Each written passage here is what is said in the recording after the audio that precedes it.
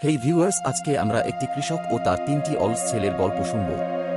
গল্পের শেষটা অনেক সুন্দর, তাই কেউ মিস করবেন না। আর ভিডিওটা ভালো লেগে থাকলে লাইক ও সাবস্ক্রাইব করে পাশে থাকবেন। ধন্যবাদ। তো বেশি কথা না বলে গল্প শুরু করা যাক। একটি গ্রামে এক কৃষক ছিল। সে মধ্যবিত্ত ছিল, মধ্যবিত্তি হলেও সে অনেক পরিশ্রমী ছিল। সে পরিশ্রম করতে ভালোবাসত, ঘরে বসে থাকতে চাইত না। অলসভাবে বসে থাকতে সে ঘৃণা করত। কৃষকের স্ত্রী, সেও খুব পরিশ্রমী। দিনরাত স্বামীর সঙ্গে সে পরিশ্রম করে। এমন করে দিন যায়।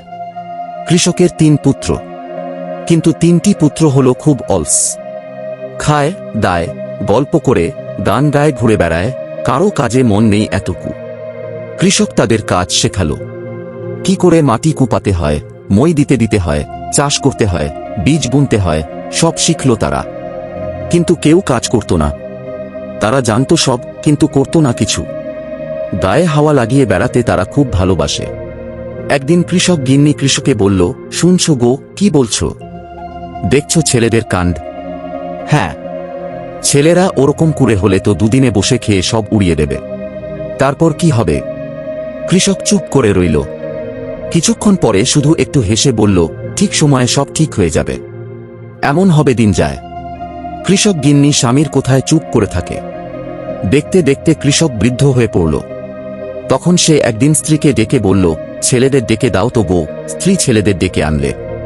কৃষক বললে, বাবা, আমি বৃদ্ধ, তার উপর অসুস্থ। তোমাদের মা রইলেন। আমি হয়তো শীঘ্রই মারা যাব। মৃত্যুর আগে তোমাদের একটা কথা বলি। তারা বললে, বলুন। তোমাদের বাড়ির সামনে এই যে ক্ষেত দেখছো, ওর মধ্যে বিরাট সোনার পিণ্ড লুকনো আছে। আমি মারা গেলে তোমরা মাটি খুঁড়ে তা তুলে নিও। ৩ জনে সমান ভাগে ভাগ করে নিও। তারা বললে, আচ্ছা। কিছুদিন পর কৃষকের অসুখ বেড়ে গেল। সে কয়েক মাস রোগ ভুগে তারপর একদিন মারা গেল। ছেলেরা মহাধুম করে তার শ্রাদ্ধ শান্তি ক্রিয়া শেষ করল। তারপর ৩ ভাই ৩টি কুড়াল নিয়ে মাটি খুঁড়তে লাগল, কিন্তু কোথাও তা পেল না। অবশেষে মনের ধুকে তারা ৩-৪ দিন পর অবশ হয়ে বসে পড়ল। এমন সময় মেজ ভাইয়ের কুড়াল ঠক করে কিসে লাগল। সে বলে উঠল, পেয়েছি, কিন্তু তুললে দেখা গেল তা শুধু একটা পাথর মাত্র। আবার ৩ ভাই মন খারাপ করে বসে পড়ল। এমন সময় সেই গ্রামের আর একজন চাষি এলো তাদের কাণ্ডকারখানা দেখতে। সে এই ৩ ভাইয়ের বন্ধু। সেসব শুনে বলল, এই ব্যাপার তা চুমুর এক কাজ করো না ভাই। কি কাজ? তোমাদের জমি তো আগাগোড়া খুঁড়া হলো, এবার এতে বীজ পুঁতে দাও, ফসল হোক। তারা এতে রাজি হয়ে গেল। দুদিন খেতে সেই খেতে তারা বীজ বুনল। কিছুদিন পরে গাছ বড় হল, ফসল ফলল। সেই ফসল তারা গুলাই পুড়ল। তা বিক্রি করে তারা অনেক টাকা পেল। ৩ ভাই সেই টাকা ভাগ করে নিল। তখন ৩ ভাই বলল, বাবা, এই পৈতৃক ধনেই রেখে গেছেন, এ ধন কখনো শেষ হবে না।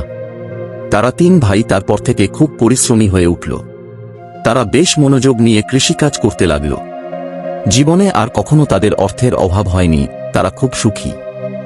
আজও এই সুখী কৃষক পরিবারের সকলে বলে থাকে, পরিশ্রম এই হলো সোনা, অর্থাৎ টাকা।